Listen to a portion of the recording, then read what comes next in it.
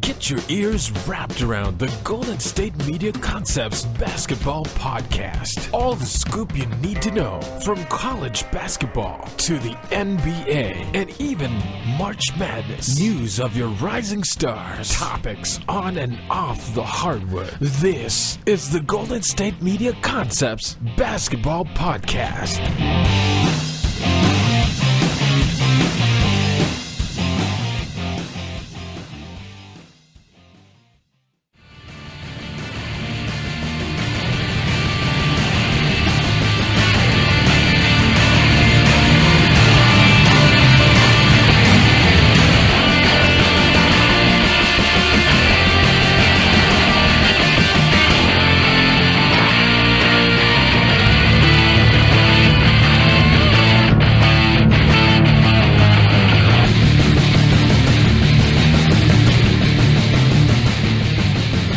Welcome to the GSMC Basketball Podcast with your host, Ryan Holloway, presented on the GSMC Podcast Network. Happy Monday, y'all. Oh, wait. First of all, I just want to go ahead. I want to thank Dan Nicholson Jr. for giving us some of his time on our last episode. He came in and talked about Cashline, helped you guys go ahead and construct some way better daily fantasy sports lineups because I know you guys were lost. So I'm glad I was able to help you guys with that situation. Hopefully that was helpful for you guys and it worked itself out really well. This week, not this week. Today I'm going to talk about, we got Joel Embid. The bullying continues. It's getting, I'm going to ask you guys if it's getting out of hand, or do we love it? And not out of hand in like a bad way where something needs to be done, but out of hand in a way where we just need someone else participating. Like, it seems like, I'll get into all that. I'm also going to tell you about the latest revelation of Dwyane Wade possibly being Sixth Man of the Year, which I don't really know. I'm not sure. I don't know if anyone else has ever gotten Finals MVP and Sixth Man of the Year in their career, but I'm with it. LeBron co-signed. He said that he's not being biased, even though that's his best friend, but he really believes Dwyane Wade can get it, which in my eyes is like a loaded statement. You probably shouldn't give the disclaimer and then make a statement that's going to be directly relative to the disclaimer. But who am I to just comment on this man's speech? That's not my job. It's not my job. Not going to do that. Actually, it is technically my job, but we'll get into all that. Another thing, the NBA has been running on a muck, just ejecting players. Players are wilding out. We're going to find out what's going on with that too, because I can't really put my finger on it right now, but there's been a lot of ejections, a lot of high profile ejections. Last night, Shaun Livingston got ejected. Now, when Shaun Livingston gets ejected, I mean, what's the world coming to? So, Greg Popovich got ejected. Big deal. Kevin Durant got ejected. He gets a lot of technicals anyway. Big deal. But when LeBron and Shaun Livingston start getting ejected, we might have to do some reevaluation. We're gonna have to reevaluate the situation and find out what's really going on. But for now, we're gonna talk about your man's Joel Embid, who's also a man of the people, by the way. He decided to go to prison and visit Meek Mill. Meek Mill is a Philadelphia native, a recording artist who recently was sent to prison for a parole violation. Joel Embid went up there to go show love. Joel Embid plays for Philly. Meek Mill's from Philly. He went up there just to show Philly support and say, hey, man, we stand by you. You know, I got your back. Whatever you need, I'm here for you, B. So, mad love. Shout out to Joel Embid for being a man of the people. When Joel is not a man of the people, he's on social media trolling big men, going incredibly bad on them. He basically, the Philadelphia 76ers had a game against the Detroit Pistons on Saturday night. And leading up to that game, Joel Embid was basically talking about how Andre Drummond can't play any defense. Andre Drummond is the double-double machine that plays for the Pistons. Doctor double-double and real double-doubles. I don't mean like 9.99 rebounds or like 10. Well, 9.9 wouldn't be a double-double. You get what I'm saying. Not like 10 rebounds, but he averages 15 rebounds a game. Like he's a different kind of mammal. So Andre Drummond's not really someone to play with. He's not someone that you would think Joel Embid would just show up and punk. Just show up and go bad on. Show up and just have it. So prior to the game, They asked Joel Embid, like, hey, so how do you feel about this matchup coming up against Andre Drummond? You know what Joel Embid said? Joel Embid said, no disrespect, but he can't shoot. So we'll only have to worry about coverage as a team. Now, when I found this quote, I found it to be, I didn't find it to be disrespectful. I know when it was reported upon, people found it to be disrespectful. Like, oh my God, how can he say that he can't shoot? They only got to worry about other coverages. Let me give you guys a tip. If you're ever watching a basketball game, and this not necessarily in, I'm not going to say, yeah, I'll say it. In the NBA, you see it more during like pickup games or in high school. You'll see this a lot during high school games.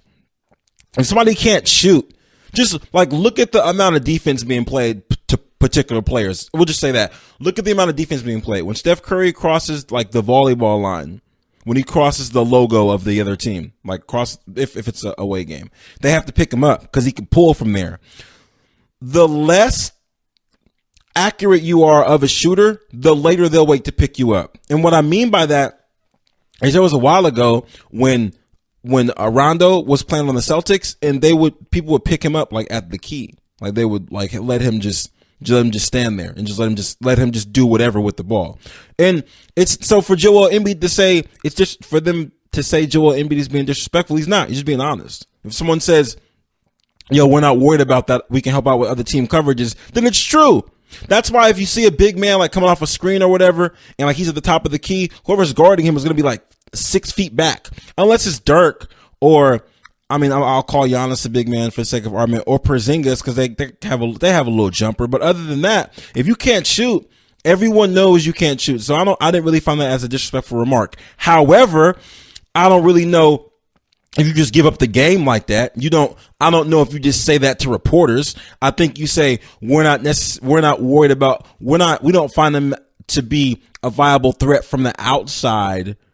So my assignment might not require me to be outside the key as much. That's a nicer way to say it, right?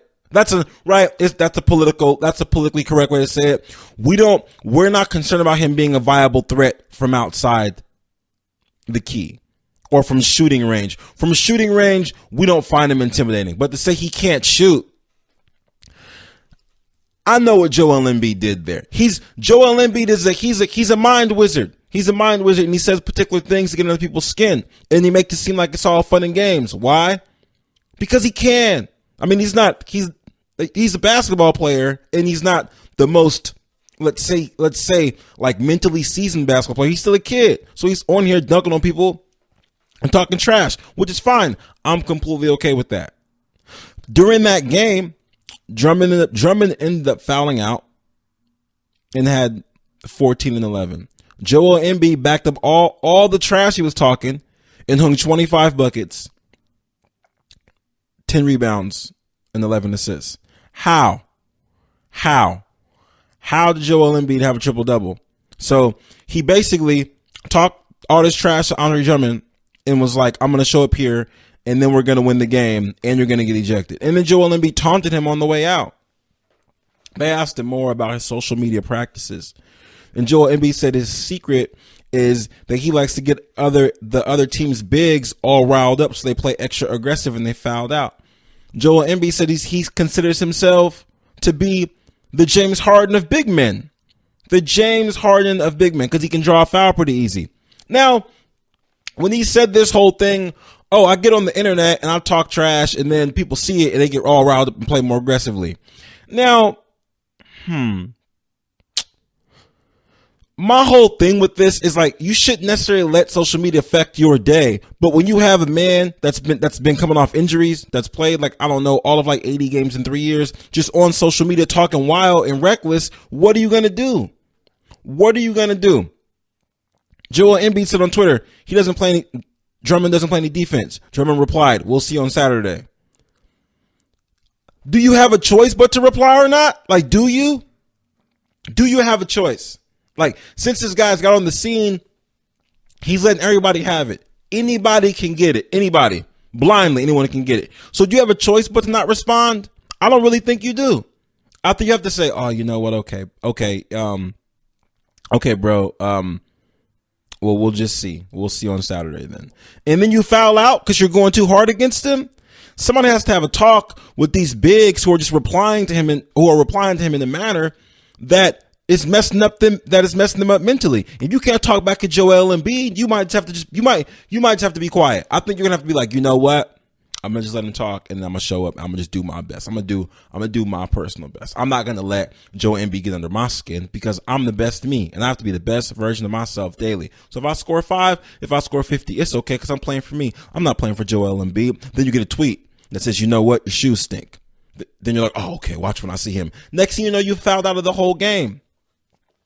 I like Joel Embiid's attack on NBA trash talk mediocrity. I like it because we get the stuff that people can say when we read the lips and people say curse words and get ejected. We get all that. Like, we get that stuff, but we're not supposed to see that. And we can't repeat that because, you know, it's foul language. You can't say, hey son, look at what Kevin Durant just mouthed this ref. Nah, you can't do that. But you can say, hey son, look at this beast on Twitter going about on everybody. You can do that because it's all fun and games.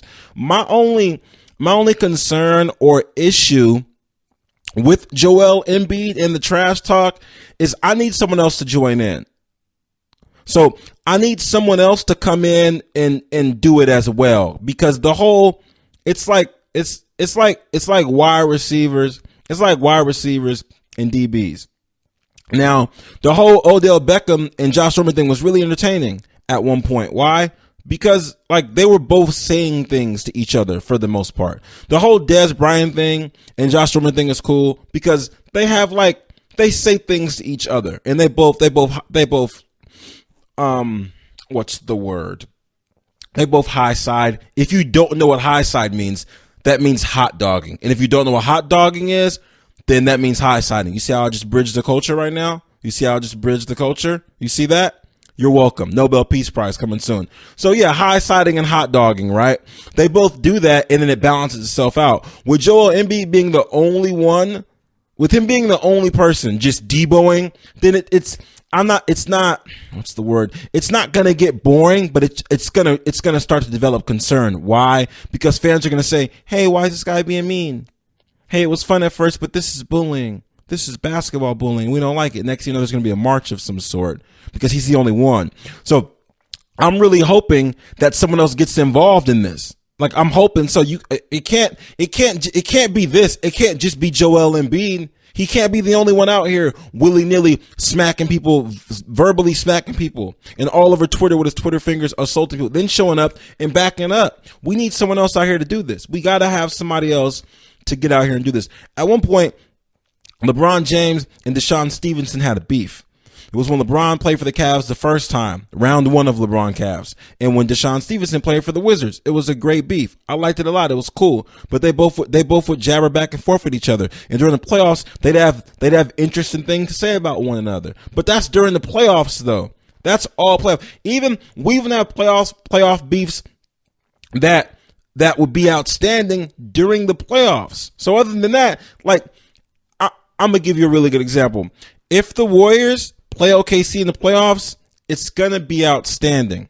If the Warriors play the Rockets in the playoffs, it's going to be outstanding. Why? James Harden doesn't say a lot, but I feel like Chris Paul has underlying issues with the Warriors. I feel like they showed up and just stole his coast. That's what happened. That's what happened. But those are playoff beefs, though. Right now, we're still in December, and the closest thing you've ever gotten to a beef in December is when they take the 2 teams that were in the championship or 2 teams that everybody wants to watch and makes them play on Christmas. Does anyone want to get hurt on Christmas? No. Nobody wants to get hurt on Christmas. Basketball Christmas is like football Thanksgiving. So like they may like the NBA may go like wake Kobe up and say, hey man, you got to play because you know the Christmas game. That's a big deal. You know how that goes. So that's the closest thing we have to any type of rivalry. We're going to have the Cavs playing the Warriors, and all the Cavs aren't even there anymore. Like Kyrie's not there. So does LeBron? So I'm enjoying the beef. I like that Joel Embiid is talking. I love it. I just need someone else to get involved, because if someone else doesn't get involved, it's going to look like it's going to be too unique for people to handle, and it's going to start to look like bullying, and the wrong people are going to start getting upset, and it's going to be, it's not going to be beneficial. We're all going to lose if someone else doesn't step up. And I don't just mean someone random popping up like, hey, Joel Embid, hey, you, I'm going to get you, sucker. Nah, not that. I don't need anything like that. I need someone else to get on Twitter being clever and getting buckets. I get the whole here's the thing. I get the whole be humble thing. Like that's cool, right? That's cool. But realistically, look, I'm gonna finish this thought when we get back. I'm gonna take a quick break, and when I get back, I'm gonna tell you why you secretly love what Joel Embid is doing. I'm gonna tell you why you secretly love it. Yes, I said that. I'm gonna tell you what you love, and I'm gonna tell you why you love it. I'll be right back. Are you looking for the very best NFL and college football podcast? Then check out the GSMC Football Podcast. Get the latest football news both on and off the field. From the NFL Draft to trades to the rumor mill to the NFL Combines, they got you covered. That's GSMCpodcast.com/football-podcast. Get updates on college rivalries, game day insights, and much, much more. It's football talk the way you want it. This show eats, sleeps, and breathes football. Don't forget to like them on Facebook and follow them on Twitter. Visit GSMCpodcast.com for more info.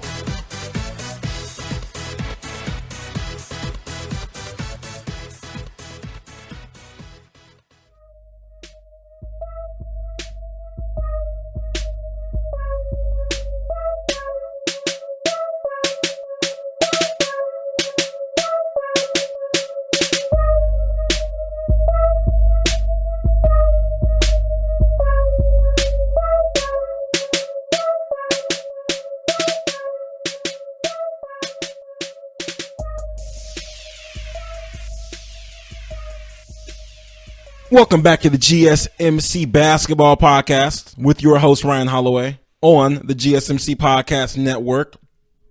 Thank you guys for hanging out. I was just telling you about how Joel Embid's beast nature on the Twitter machine and on the court is something that we love, primarily on the Twitter machine. Now, let me explain something really, really quick. I'm gonna just explain. It's not gonna be quick, but hopefully you get the point quick. Now, when players are too, let's say, I guess, confident, when they leak confidence and they haven't attained anything yet, we're all okay with it. Like, oh, they're grinding, oh, they're hard, oh, wow, that's awesome. You know, people love you more when you have it. People love you more when you're struggling for it than when you have it. That's a Drake lyric, and it's just life. Now, because LeBron used to be like, when LeBron got drafted a while ago, LeBron walked with a bit of bravado and was very, very happy for himself. We were all happy for him. However, he began to win and win and win and win and win. And then suddenly it was, oh, he thinks he's all that. He can't win a championship though. So once you blow up, people want you to continue to be an underdog. Then once you're successful, they start finding ways to say that you're not that good, even though you're successful, which is weird, right? And that's what's going to happen with Joel Embid. But I want you guys to pump the brakes on that a little bit, because once Philly starts winning, once they start winning a lot and they're a big deal, the love won't be so real, because of course they'll be winning and then no one wants to see anyone say, hey, I'm winning. For some reason, I'm just talking about y'all. Not even y'all. I'm going to say a group, most. We'll say that. I'm going to say most people don't like when you say, hey, guess what? I'm winning. They don't like to hear that. That's why so much stuff on TV is negative. That's just the way things work themselves out. But I'm going to give the group of most, I'm going to give them a minute to pump their brakes, because when Joel Embid blows up even more, don't be upset that he used to be. Don't be upset that he may be a little bit arrogant. Don't be upset that he's confident. Don't be upset that he's completely honest about how he feels. Why? Because this is what we love. We love this. Why? We love interviews like this. We love hearing somebody say, hey, are you excited about the game plan today? What do you have planned for Andre Drummond? Oh, I can worry about other coverages because he can't shoot. Really? That's a great response to a question versus, oh, we're going to go out there and play our best. Oh, okay. All right. Okay. Well, how do you feel about the matchup against Giannis today? Oh, he's a great player, and it's just great to be able to get out there and be on the court with him, and I wish him the best, and I hope that everything is great for him and people that he knows in Greece. Okay. Well, all right. Okay then.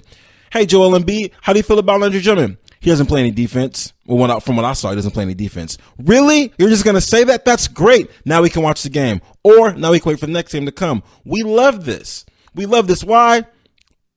Because we may sit back and say, hey, I wish the players would be more humble.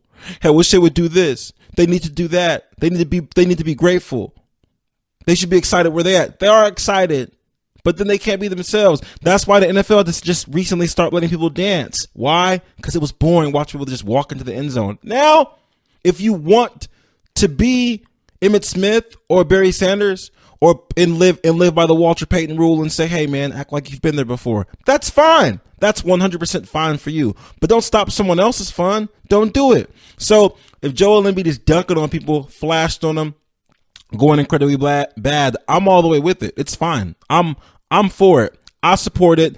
I just need someone else to step up in this because he can't be the only one. If he's the only one for like the next year or two, we're gonna have an issue. We are going to have. There's got to be more than one. There has to be, because if there's only one, then it's a bully. If there's two, then it's entertainment. You know what I mean?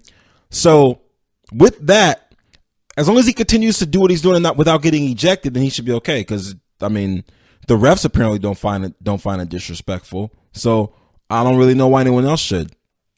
Speaking of ejections, the NBA has been running rampant. You know what? I'm not gonna say ejections have been running rampant. I'm just gonna say there's been some more or less, what's the word? Let's say high profile ejections. A couple weeks ago, LeBron got his first ever career ejection. Ever. LeBron has never had an ejection, which would make you, which is like, wow, for real? Like how? And the only reason I'm surprised, I'm not surprised LeBron hasn't been ejected because like LeBron's some type of hothead. The reason I'm surprised is because usually when you have a great player like that, they don't tend to get a lot of ejections because the coach is supposed to stand up for the players. Like the coach is supposed to take those L's so the player doesn't have to. So if the coach yells at the ref or whatever, the coach gets a tech, and that way the ref doesn't have to do that. But LeBron has played for so many teams where he was the coach that I'm surprised he hasn't had to run up on a ref multiple times. Like one time David Blatt ran out on the court, LeBron pushed him back and was like, nah, it's good. You need to go over there. I got this. And not in a way where Steve Kerr gets off the bench and then when somebody's like, hey man, calm down. But David Blatt was getting up doing his coach thing. And LeBron was like, hey man, move. Like go over there. Which is like, that's not, I mean, I'm just going to say that's basically where their relationship was at. So I'm surprised LeBron has never been ejected before just because he's basically had to coach teams before. I'm surprised. But first ever ejection, LeBron James. Then the other day, Kevin Durant got ejected. Of course though, right? Like, I mean, Kevin Durant curses at refs all the time, which is fine. But, you know, for him to get ejected, it's like, oh, for real? Then 2 weeks before LeBron, Popovich got ejected 2 times in a row. So, man, I mean, what's happening? Then to top it all off,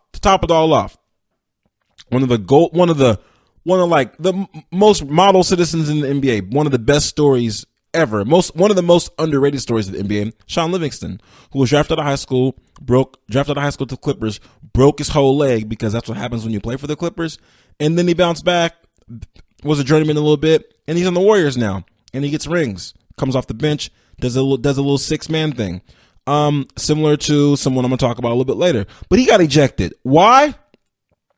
He did the Shaun Livingston bounce back fadeaway jumper that he always does, which is remarkable. I would never hate on it. And he got fouled, like from the beginning of the jumper all the way to the back. The ref didn't call anything. Shaun Livingston turned around and like ran up on the ref, which is he didn't like sprint towards him like when LeBron sprinted towards the ref a week ago. He just turned around. The ref was kind of there. So Shaun Livingston turns around, he's talking to the ref, and he's like really close to him. He's like, hey man, what's up? You owe me a foul. What's going on? And it was weird because Shaun Livingston was walking towards the ref, and the ref kind of like took a couple steps forward, and they end up bumping heads. But I don't really know if the ref knew they were that close. It was weird. I'm gonna say this. It looked like the ref was thinking, you don't want these problems, B. But not in a way where, because when they end up bumping heads together, like in an NBA fight, when somebody walks up and their forehead touches their forehead, like it was like that on a ref. And then instantly the ref like walked away from Shaun Livingston and realized where he was at, and then just beep beep and threw him out. Which, when you watch the replay of this, it's really eerie. It's like the ref went back to a place where when he used to play ball, because when LeBron ran up on Fitzgerald Kane a couple weeks ago, like the ref stood there and then ejected LeBron, then he walked off. When Shaun Livingston ran up on this ref, the ref was like, hey, what's up though? Like do you want these hands? It was really eerie because he didn't walk towards him, but in a way he didn't walk towards him, but he didn't avoid the contact. He's like, yo, like if you want it right here, you can get it right here. Like you can get down and lay down. Then the ref was like, oh wait, I'm at work. I'm tripping. I'm at work. Oh wait, beep, beep, you're out of here. Like the ref really like went back, had a flashback of when he was playing ball. He had to play the pickup game earlier that day. And because the way he went into a place where it looked like he was playing ball made me think, you know what? And then when he bumped heads with Shaun Livingston, he had to like move. He basically like walked past David West to then call the T. So David West wasn't even a factor. And David West tends to be aggressive. Well, David West gives off the idea of being an intimidating player. I'm not going to challenge that. I'm not going to challenge it at all. But the ref basically like bump heads with Shaun Livingston, then like shoulder checked David West a little bit as he walked around him, and then said beep beep, and then kicked him out. He went to a place. The ref went to a place in his mind. So Shaun Livingston immediately knew it was a problem, made contact with the ref, walked through the tunnel, took his whole jersey off. I want to know why everyone takes a jersey off on the way to the tunnel. Is that because I already know that you're not going to be playing anymore? Now that's obvious to me at this point. You've been ejected. Why take now? And also, if you're going to take your jersey off and then throw it to the fans, I get that. That's cool. Like, I guess I understand that part, but to just take it off in the tunnel to then carry it to the locker room to then get in the shower, what's the point in that? Like, why exert all that extra energy if you're going to be out for the whole game anyway? You're not saving any time. You got ejected in the second quarter. There's a whole halftime and then 2 extra quarters to be played. Now, if you got ejected at the end of the fourth quarter and you wanted to make sure that you got showered up and got everything done before everybody else got in there because you have to do a press conference, I understand that. But if you got ejected that fast, what's the rush?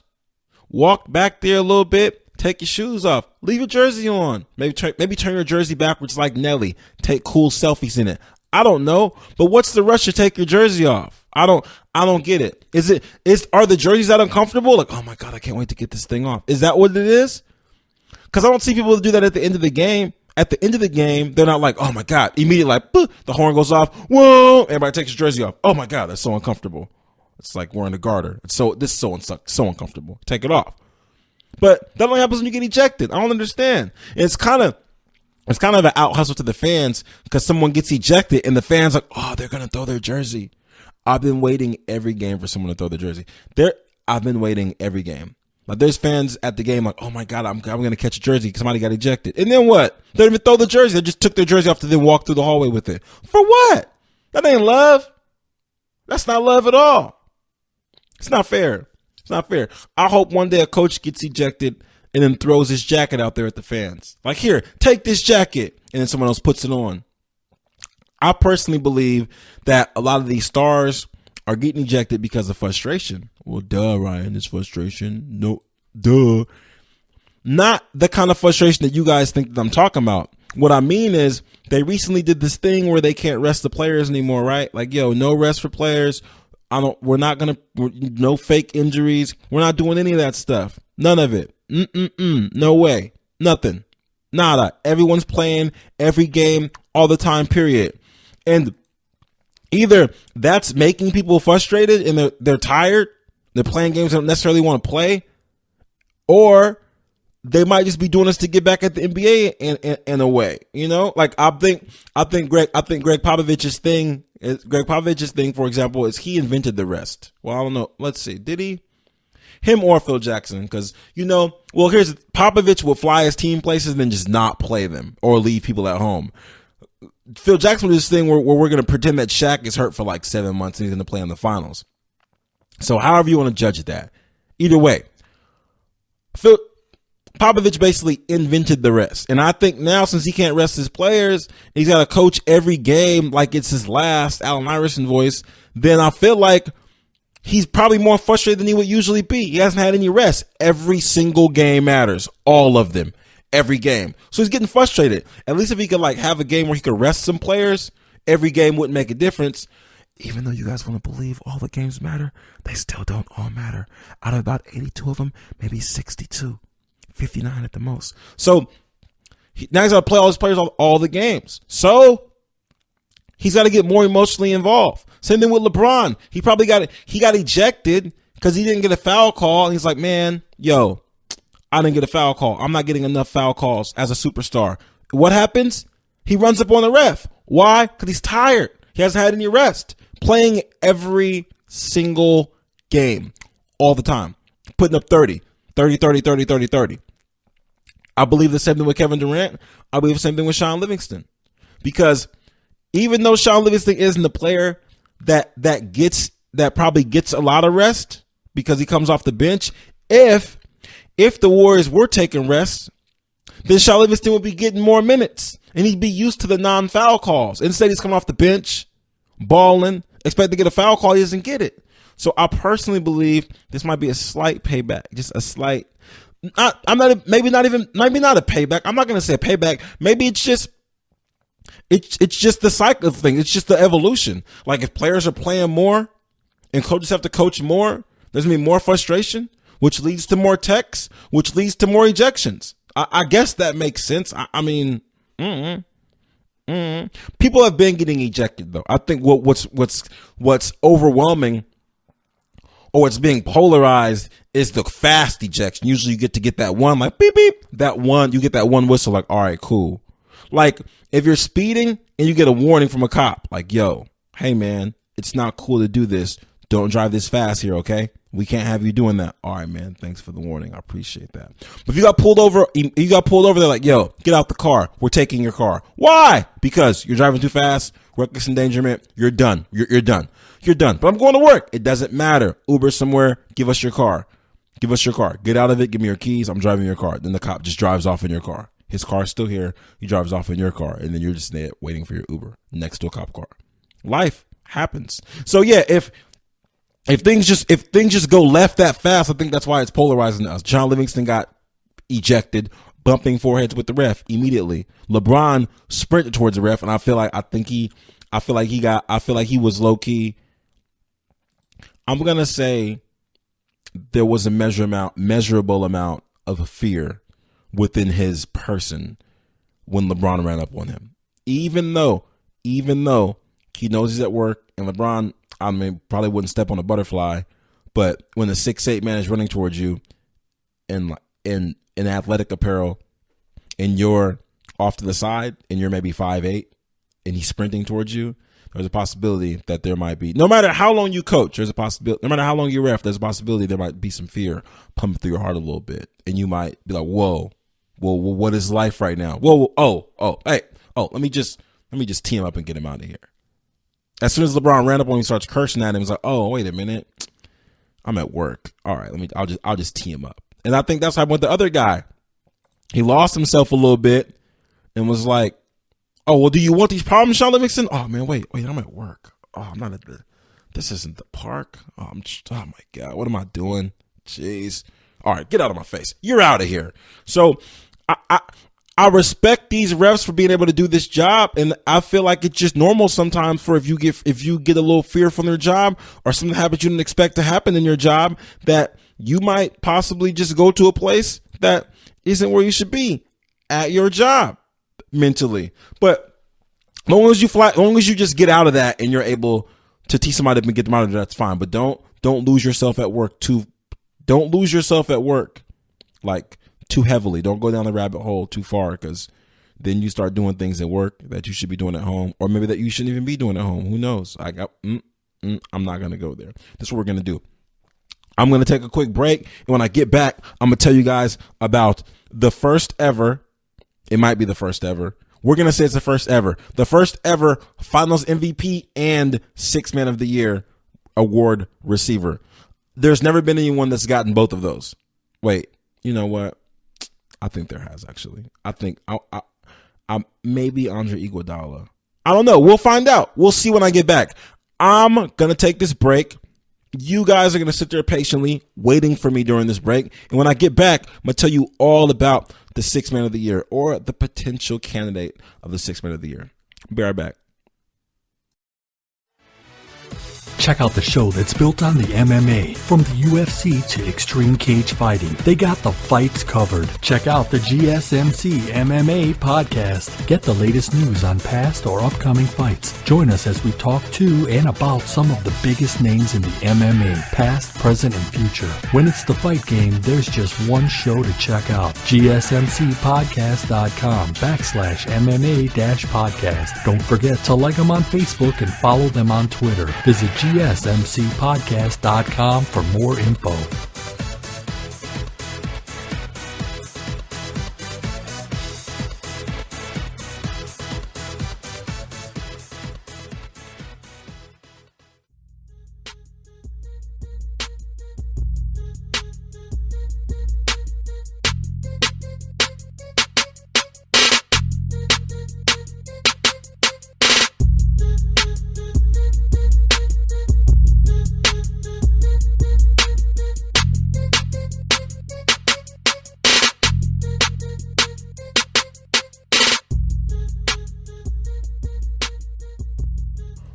Welcome back to the GSMC Basketball Podcast with your favorite host, Ryan Holloway, presented on the GSMC Podcast Network. So, guess what? I got ejected during the break. During the break, a ref came in here and was like, yo, you got to go. Beep, beep, you're out of here. Ran in here, grabbed me. I was like, hey, I'm not playing in the NBA right now, so I know you guys are a little bit happy, ejection happy, but I'm not. Oh, and he's like, okay, sorry. I've gotten used to ejecting people, and that's just something that I'm on right now. We talked about it, and we hugged it out, and now he's fine. He's driving back to whatever game he's going to ref tonight, and we're good. Like, we're on a good level right now. So that worked out. I made it back in time to do the segment for you guys. That was the last segment. We talked about NBA ejections, and now I'm going to go ahead and go into your six-man candidate of the year, Dwyane Wade. Yes, Dwyane Wade. Did you know that Dwyane Wade is a possible six-man candidate of the year? That sounds wild, right? Does that sound like something that you thought that you would ever hear? I don't think so. That's not something that I thought that I would ever hear. So Dwyane Wade, basically, for the most part, well, not really for the most part, this is what happened. He was on the Chicago Bulls last year, and they weren't doing too well. We heard rumors swirling around about him going and joining LeBron in Cleveland, and now a lot of us are like, why would he go play in Cleveland? I said that. Let me not go ahead and blame most people for something that I said. That's not fair. I said that. I was like, why would he go play in Cleveland? I thought he loves Miami and he's from Chicago. Like, why would he go there? Then things start making sense. Like, oh, like, how far is Cleveland from Chicago? Is that still in the Midwest? You know, like maybe. Oh, okay. Well, I guess it makes sense. And his best friend plays on the Cavs, right? So he gets to the Cavs. He's starting, of course, because he's Dwyane Wade. Of course, he's going to start, right? Things don't quite work out the way they're supposed to work out. Apparently, there's some kind of rift between him and JR. Dwyane Wade is sitting down. Now Dwyane Wade is averaging 12, 4, and 4 in just 23 minutes of play. So it all worked out for the best. And when LeBron was asked about it, I mean, LeBron said he's probably the number one candidate. Not even being biased. That's one of my best friends, James continued. But right now he's playing great basketball. So here's my thing. I'm completely okay with this. However, I think it got kind of petty when they asked Fred Hoiberg, the Dwyane Wade's last coach on the Bulls. They asked if he ever considered taking Dwyane Wade off the bench or having Dwyane Wade play as a sixth man. They wouldn't ask him, like, hey, Dwyane Wade is balling now for the Cavs. Did you think about doing that? Did you ever think about making that decision? First of all, let me make something really, really clear. Wait, which way do we go with this first? Let me tell you what he said first. Let me say what he said. Fred Hoiberg said, we did have a couple conversations about that, but obviously with the buyout, I'm happy for Dwyane. He's in position again to compete for a championship and playing very well. That is the best. That's how I would have answered that question.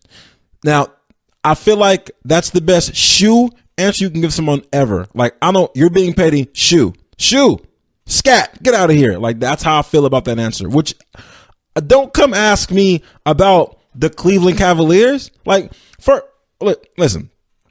First of all, Dwyane Wade was here, and it was his hometown, so I had to start him. I couldn't put him on the bench. The whole reason that they brought him here was to pay him a bunch of money. I think it was $23 million a year, and for him to play for Chicago because he's here. I can't put him on the bench. It doesn't work that way.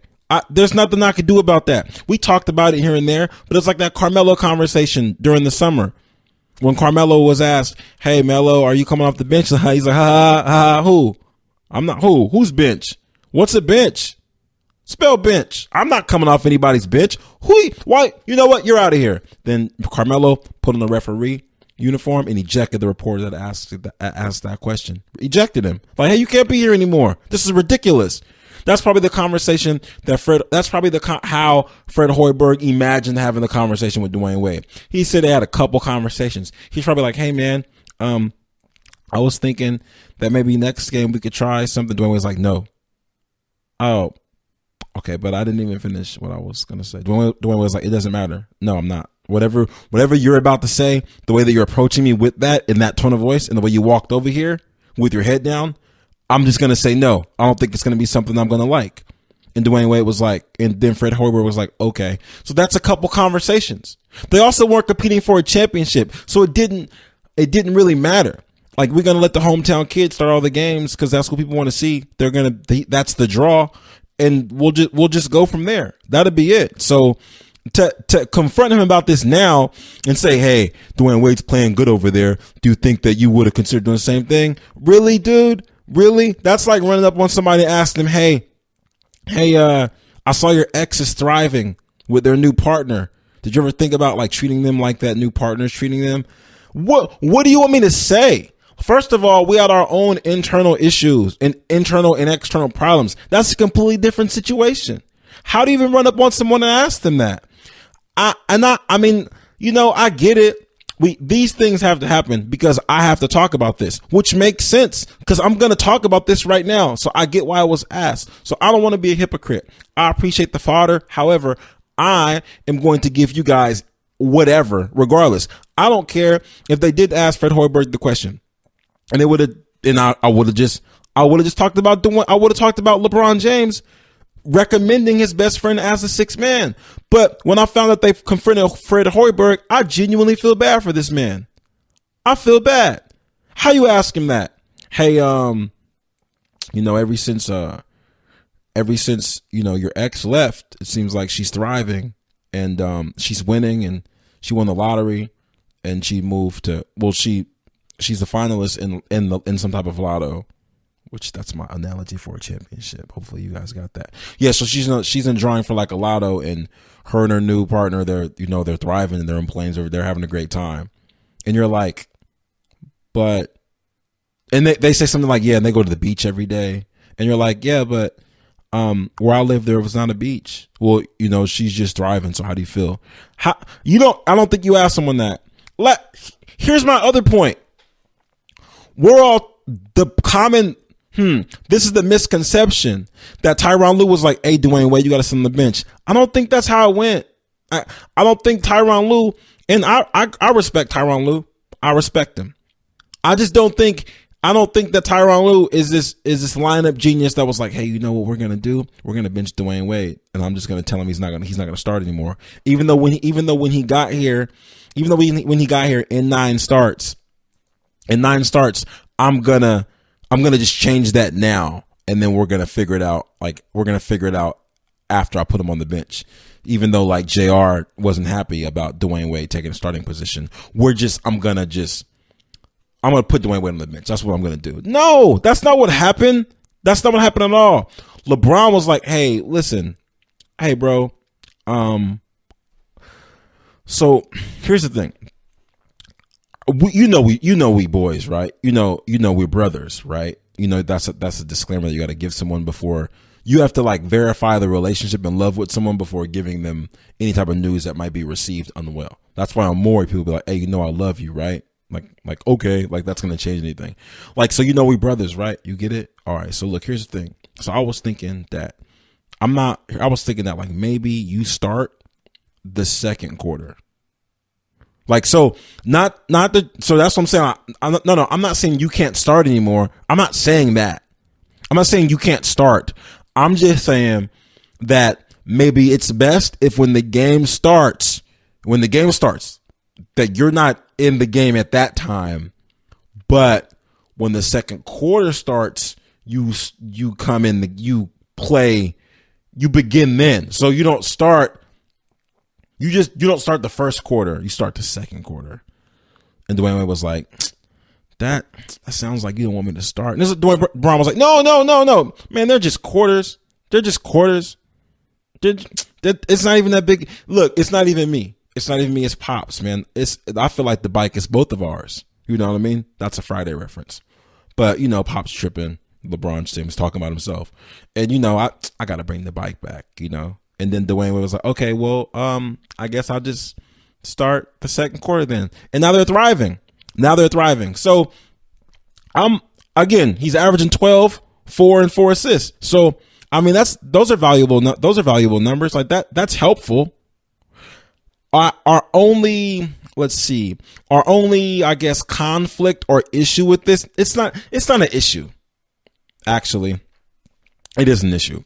Derrick Rose has decided to come back. So Derrick Rose hasn't played since October 29th. Yeah, it's been a long time. He hasn't played since before Halloween, which we've had like, I feel like 47 other holidays since Halloween. That's how all the shopping feels during that whole Thanksgiving week of shopping. It feels like a whole bunch of holidays happen at once because all the decorations change. So yeah, Derrick Rose hasn't played since Halloween basically.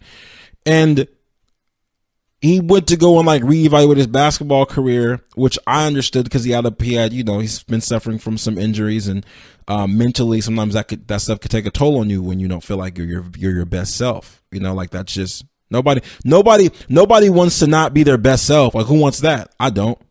So it took a toll on him a little bit and he had to take a break. So what ended up happening was this was a big deal, right? However, what we all found out was that if he walks away from basketball, he has to take an L. He has to lose $80 million from Adidas. So Adidas is like, yeah, hey, baby, you know, if you don't want to play basketball no more, it's okay. You know, don't. We're not going to force you to do anything you don't want to do. We wouldn't do that to you. That's not something that we would do. That's not on us to make you do something you don't want to do. Psh, who would we be?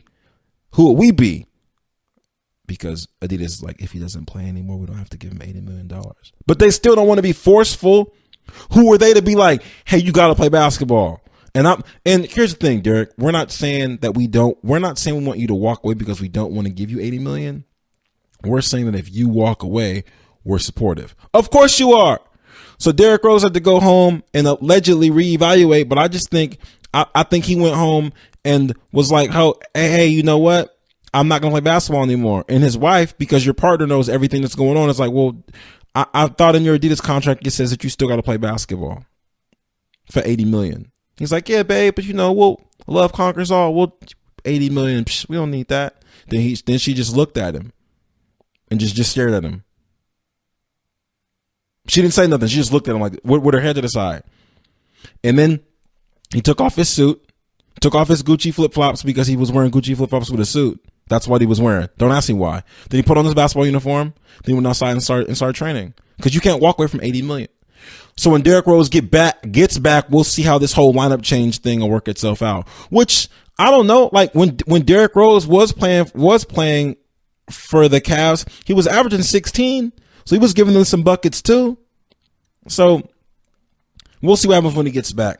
I was speaking to a colleague of mine, and they made a good point that Derrick Rose and Dwyane Wade they'll give you like some fire when it's needed. Like when it's needed, they'll give you some fire. I'm not saying they won't be off, but I'm saying they will give you some fire. Like Derrick Rose can still give you 30 if need be. Right circumstances, right knee braces, right weather, he can give you 30. Dwyane Wade randomly can go off for 40. He can still randomly get 40 somehow, some way. So those are still, we're still going to call them impact players. And as of right now, the Cavs are balling. I can't take anything away from him. And if Dwyane Wade gets 6th man of the year, that's a tremendous accomplishment because I don't know. I know I told you guys I'd find out for you, but I'm not sure if anyone's ever gotten 6th man of the year and finals MVP. I'm not 100% sure. We'll get that information though for you. I'm going to take a break. When I get back, I'm going to give you guys the game of the night, the pick of the night, and another surprise for you. Be right back. Check out the show built around the women of MMA. From the UFC to the extreme cage fighting, we got the fights covered. Listen. It's the Golden State Media Concepts Women's MMA Podcast. The latest news of upcoming fights, discussions of previous matches. Join us as we talk to and about the biggest names in women's mixed martial arts, past, present, and future.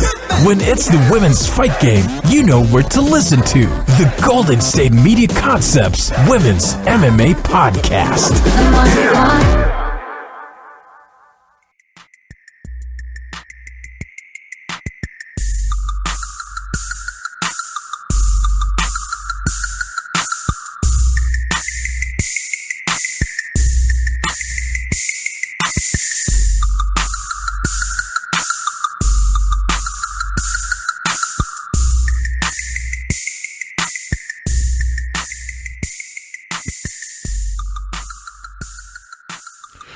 Welcome back to the GSMC Basketball Podcast with your host, Ryan Holloway, presented by the GSMC Podcast Network. So back to our question that we were going to collectively figure out as a group. As you know, this mastermind group that we have created, we wanted to know whether or not someone had won the Finals MVP or MVP, Finals MVP, whatever, along with 6th man of the year. We wanted to know that. That's something that we wanted to find out.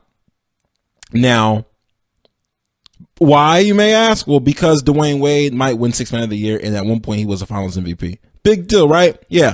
So I went ahead. I contacted some people. I contacted my researchers. I reached out to some of my assistants because I have this massive staff that includes me, my Android, and my MacBook Air. Don't ask me why I'm cross-pollinating my technology. It's none of your business. That's just the way things work themselves out.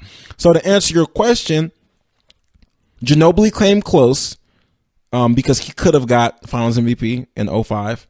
Kobe came close because in his second year, in his second year in the NBA, he was second in 6th man of the year voting. The only person to pull it off has been Bill Walton. Bill Walton won 6th man of the year, and he also won the championship. So Bill Walton's the only one to do it. It's an interesting combination. If Dwyane Wade can pull off, he'll be the second person to be able to do it. I also think, I want to say that James Harden, if he won a Finals MVP or won an MVP, then he would be the first. He might have did it. But I don't know if James Harden has ever won a 6th man of the year award, just because when he was 6th man of the year, Ginobili was always like 6th man of the year. So, that's That's a good question. Anyway, this is about Dwyane Wade right now. So hopefully if Dwyane Wade can pull it off, I mean, that'd be nice. And I'd be happy for Dwyane Wade. It seemed like it'd be nice. Oh, yeah, I've just been updated. James Harden did win 6th Man of the Year once. He did. So James Harden would be another person to do it if he ever wins the Finals MVP. That'd be nice. As promised, I'm going to give you guys the game of the night along with my pick of the night. Tonight's game of the night is going to be the Celtics versus the Bucks. Now, I want you guys to watch this game because it's going to be great young talent on the game. The Celtics are still a big deal. Don't think that because their streak is over that they're not a big deal anymore. They're 20-4. They've lost all of 4 games. Do you know who's lost the least amount of games in the NBA? The Celtics and the Rockets. They both lost 4 games. So there's something to watch. I suggest you watch the Celtics. And you should watch the Bucks because Giannis is there, Bledsoe is there, and they're getting things together. You have to watch them before they get hot. Before they get hot, you got to watch them. I highly recommend it. Highly recommended. Are you ready for the pick of the night? Are you guys ready? Drum roll, please. I don't have a drum roll quite yet. So you guys just got to rock with me on the drum roll. The pick of the night is going to be the Minnesota Timberwolves against the Grizzlies. The Grizzlies are still trying to work things out. And the Minnesota Timberwolves are, I'm going to say they are the most underrated team in the NBA right now. Why, you may ask? Well, you didn't really ask, but I can hear you asking in the background. I hear you saying Ryan, tell us why. Tell us why. Because the Timberwolves are ranked 5th in the West, and they don't get the TV time that they deserve. So no one knows that they're playing or that they're balling.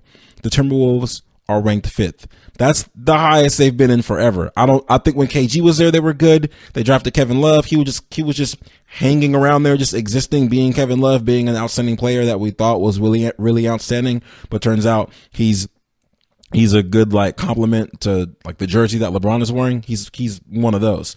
So tonight I need you guys to pick. And the spread is 3.5. It's going to be Minnesota minus 3.5 over the Grizzlies. Take that game. That's a game you guys should pick.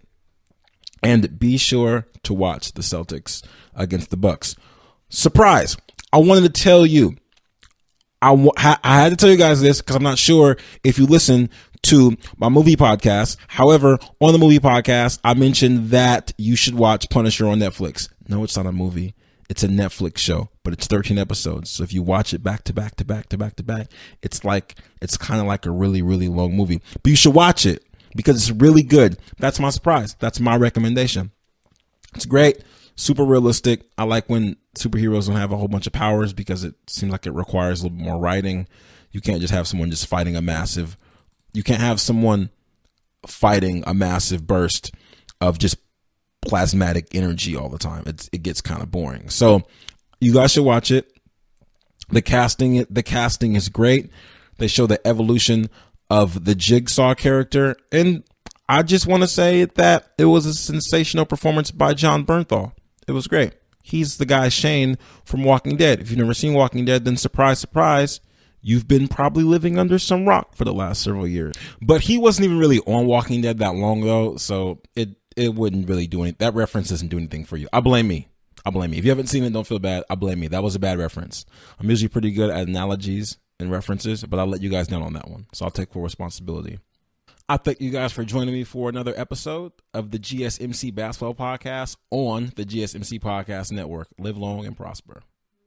You've been listening to the Golden State Media Concepts Basketball Podcast, part of the Golden State Media Concepts Podcast Network. You can find this show and others like it at www.gsmcpodcast.com. Download our podcast on iTunes, Stitcher, SoundCloud, and Google Play. Just type in GSMC to find all the shows from the Golden State Media Concepts Podcast Network, from movies to music, from sports to entertainment, and even weird news. You can also follow us on Twitter and on Facebook. Thank you, and we hope you have enjoyed today's program.